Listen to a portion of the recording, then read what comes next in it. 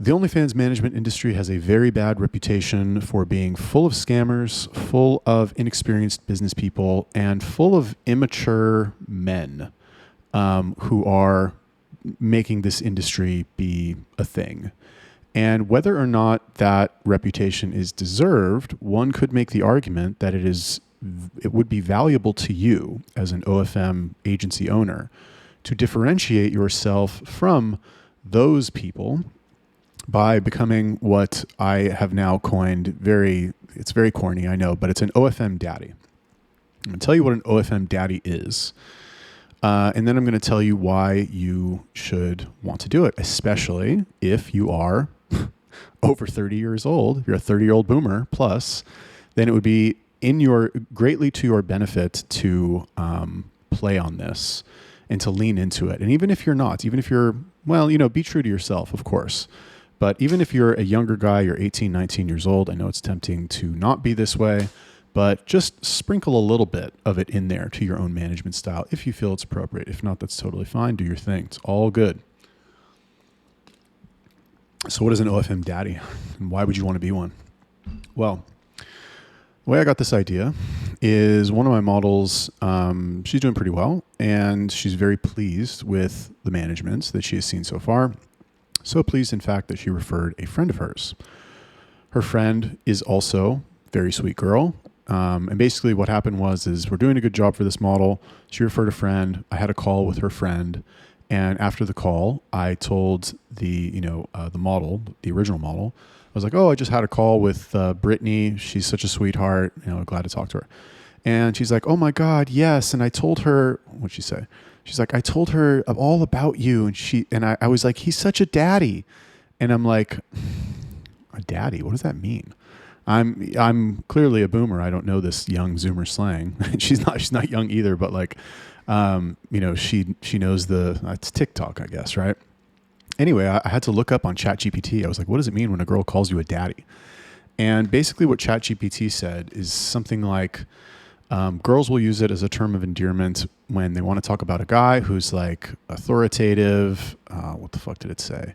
Like he's like, just like manly and father-like, I guess. But it's also, it's like they'd still fuck him, basically.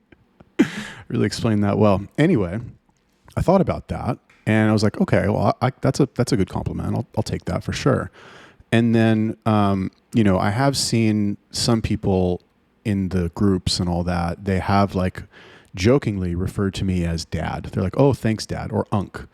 And, I guess I'm just fucking old at this point, but I thought about those two things and I was like, maybe there is something to, acting, I guess, the way that I do. And in this video, I got to make a video about something. So in this video, I'm going to tell you how to be an OFM daddy. Now, why would you want to do that? Various reasons. We'll get into that in a second. Number one,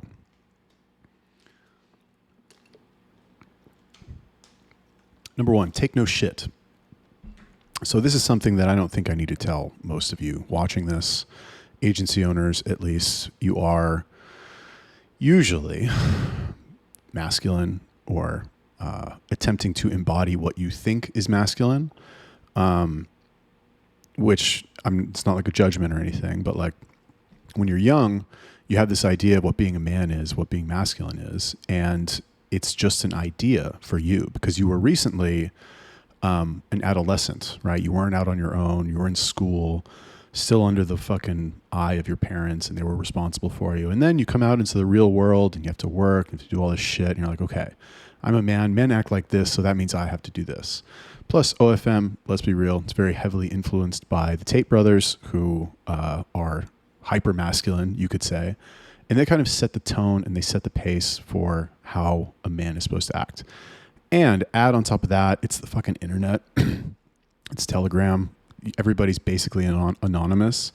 So you can fucking talk shit. You can be an internet tough guy, and all those kind of factors combined make it so that it's a environment that's very ripe for confrontation, like quick, easy confrontation. Even in my group, fucking every single day, there's somebody in there calling somebody else a retard, or that's stupid, or you're stupid, or why the fuck would you do that? It's just how it is. I guess, I don't know. We're just used to it. And my group is one of the more chill ones, to be honest with you. The point, though, is that you need to have the attitude to take no shit and to take no shit from anybody. So it's one thing to take no shit from strangers on Telegram who you don't have any skin in the game with them. But when I say take no shit, what I really mean is take no shit from the people who work for you directly. And this is something that constantly needs to be reinforced. The people who work for you, whether they're models or chatters or VAs, they need to know that you're the boss. They need to fucking be made aware when they make a mistake. And it needs to be very clear that you are the one in charge.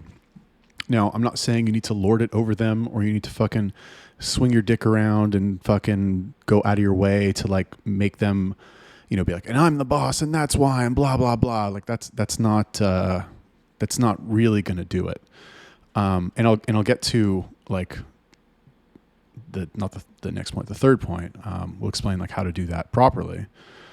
Should probably make that the next point actually. But anyway, the point is that and I'll give you an example, right? So let's say, and this is one of the reasons why I like to put my models in the chat, my models and their chatters in the same group chat, because they can all see how I talk to the rest of them. The models can see how I talk to the chatters can see how I talk to the models. Both of them will see that the power dynamic is basically the same, maybe with a little bit of a difference in tone. Like for example, let's say that I was very hard on the chatters, very stern with the chatters, or very, boss-like with the chatters. But from the models, I was like, oh, please, darling, can you do this? Oh, you're so pretty. Oh, thank you. If I fucking really kissed their ass, they'd be like, oh man, this model's got this motherfucker by the balls. He's not the boss. She's the boss. And then what would happen is they would start to, this is just human nature. They would start to clown you and they would start to treat the model like the boss. And then you lose control and then you're fucked. So it gives you an opportunity to solidify your, let's say, leadership position by putting them both in the group. Now, what does that have to do with taking no shit? Well, taking no shit isn't always about when somebody openly disrespects you or calls you a name or backtalks to you or something like that. When I say take no shit, and what I really mean, okay, if I tell somebody who works for me to do something and they don't do it, I honestly consider that disrespect. Like on a personal level, I consider that on the same level as like somebody fucking throwing a drink in my face.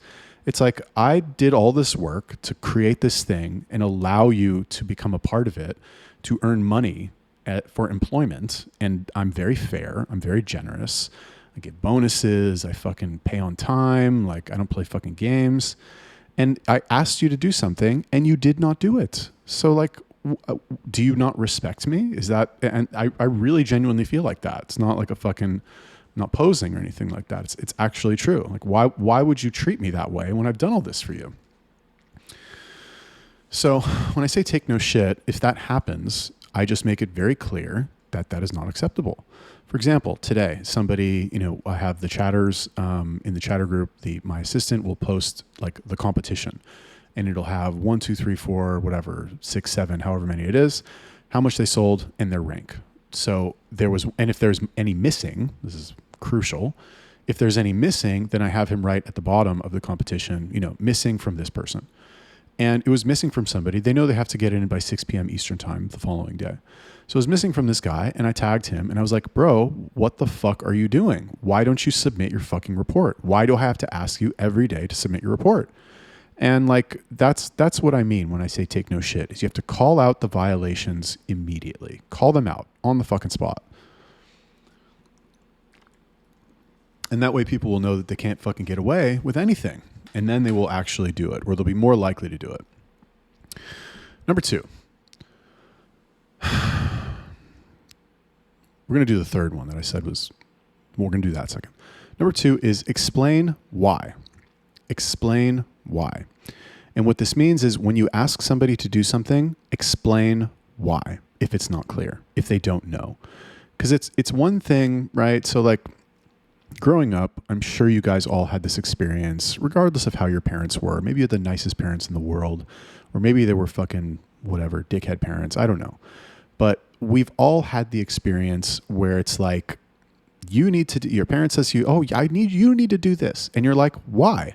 And they say, because I'm your fucking mom, that's why. Because I said so, that's why. And that's not what I mean. I'm not saying like that doesn't work. And all that's going to do is just foster resentment. Now, that's different from when I say that, like, I pay your fucking salary and I ask you to do something, so you have to do it. That's the bottom line of it. And the reason I say that's different is because I provided a reason. It's a very like standard general reason, but it's really a catch-all. But it's like, I pay your salary and I said so fucking do it. And I don't get back talked. I don't get people asking me why I have to do things like that. Never happens. My authority is not questioned by anybody. And if they question it, I'm happy to tell them. I really am. But like, they already know. They're not stupid. So for example, if I tell my chatters, well, I guess it's less so for the chatters, because the chatters, I'm a little bit more of a fucking dictator. But if it's a model, right? Models need to be handled a little bit differently. So for example, if I say to them, I need you to give me 100 short videos like this. I won't just leave it like that. Do 100 short videos like this. No, you have to tell them why. You have to explain why, right? This is something that I learned very early on in OFM, is that you will get more out of a model if you tell her why you are doing something, why you need something from her. Because in her mind, these girls don't understand business. They don't understand how this business model works. They don't get it. They think, oh, I've got this video of me naked and like they're somehow going to make money with it. Okay, great. And it's not like they don't want to know how you do it, but every time you ask for something from a model, you lose a little bit of, let's call it goodwill, and you lose a little bit of willingness to continue to do work. And so by telling them why, now they understand why you're asking for these things, right? If you just say, oh, I need 100 videos from you like this, and you wait a week, you're like, I need another 100 videos. Oh, I need this, I need that. She may do it. She may be obedient. But if you explain why, if you say, I need 100 videos from you like this because we're going to put these on Instagram, we're going to make 5 Instagram accounts for you, and we're going to post them. We're going to post 5 a day, and it's going to help get you traffic, and then we're going to get subs, and we're going to sell to those subs, and blah, blah, blah. Under which circumstance do you think she's going to do more and do it faster and do it better? Obviously the second one. She's like, oh, well, yeah, I have to do that because, reasons 1, 2, 3. Again, it will also help establish you as the authority, right? There's something I'll make another video about, but it's called building a compliance ladder. And at the end of the day, if you want to think of all human interaction, what's one thing that you can measure whether or not somebody has more control in a situation? And that thing that you can measure is compliance. So if you're in another situation with somebody and like you do what they say, then you are complying with them, and vice versa. Now there's a way to build compliance with people. And the short version of this is that you ask them to do tasks of increasing investment. So for example, so you're with somebody and you're like, hey, can you do me a favor? Can you hold this for a second? Okay, they hold it. And then you're like, okay, thank you. A couple minutes go by, conversation, whatever. And you're like, oh, you know what? Can you just come stand over here because whatever, the sun's in my eyes over there. Small stuff that it's like, okay, well, yeah, I guess I'll do that. I'm a fucking normal person. He asked me nicely and I'll do it. So then what you do is you build and build and build and build until you are asking them for bigger things. And that's how it works, is you desensitize them to the smaller asks so that you can get the bigger asks. The same thing works with models. The same thing works with chatters. The same thing works with any employee that you have. And you should also do that first instead of relying on the heavy-handed because I said so, or because I'm your boss, or because I pay your salary. Ideally, right? As a business owner, if you're running a big operation, you don't always have the opportunity to do that. So like you might need to filter for people who are a little bit higher quality as you get bigger, but you should still do it even with the more high quality people. Number 3, don't be petty. So the reason I was going to do this one second is because the first one was take no shit. Now, yes, you should take no shit, but you should also not be petty. Okay. Don't be a fucking child. Don't be an immature little girl. If something like you see this a lot on I just see it a lot in the groups. I'm not going to say, well, I guess I could give a general example, but like yes, you want to take no shit, but you also need to pick your battles and know when like the bigger G move is to just ignore somebody because they're a fucking tool and they're a clown. And like you don't need to get down and dirty with everybody. Every single person who talks shit to you, every single person who argues with you, every single person who calls you a retard, you don't need to get into a fucking verbal sparring match with them. You don't need to argue with them. You don't need to fucking throw personal attacks at them if they do that to you. You just don't need to do it. And if you do it, then like my suggestion would be, and this is just me, feel free to do what you want. My suggestion would be to like do, push back a little bit so they know that you will push back. And then if they continue to take it too far, then you just wait until somebody else fucking speaks up and is like, bro, shut the fuck up. Like, just chill out. It's not that big a deal. And that will happen. It's a trick from like how comedians handle hecklers, or how people who do public speaking, or who get like paid speakers.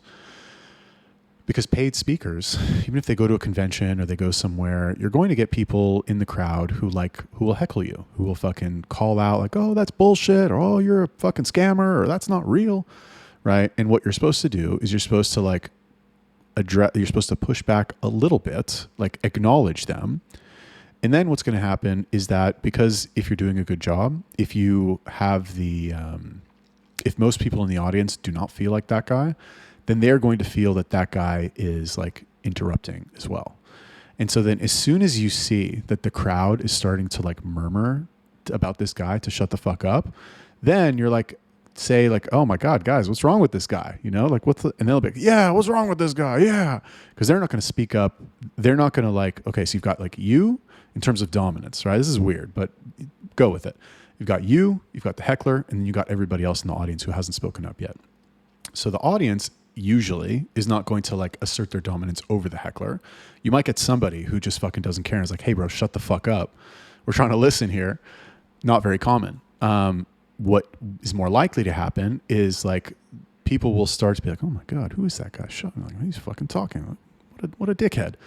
And then once you see that, like I said, you address it, be like, man, why are you being so disruptive? Whatever. Everybody will pipe in. And then you say like, security, can we get this guy out of here? Give him his fucking money back. Like, be done. In a public Telegram group, it's a little bit different. But the point is that there are better ways to handle some sort of confrontation with a fucking random Telegram person than to like, do the verbal Telegram version of like, come at me, bro. It's just stupid.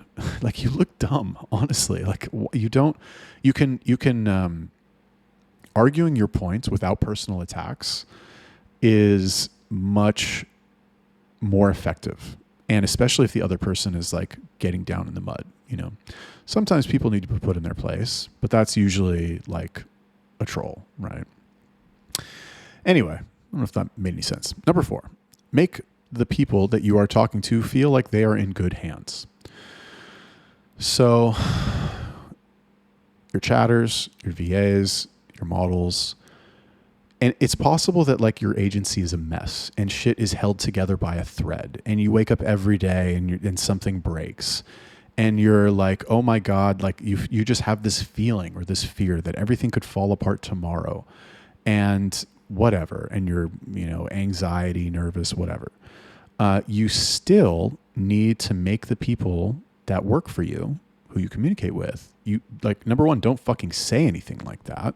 You don't want to say anything that is going to make them feel unconfident about their employment with you, because then they're going to not be 100% bought in, and you need 100% buy-in from people in order for you to get the best work out of them. So you need to make them feel like they're in good hands. Now, to be honest with you, I don't know how you would fake this if you're not of an advanced age, unless you're just extremely confident without being cocky.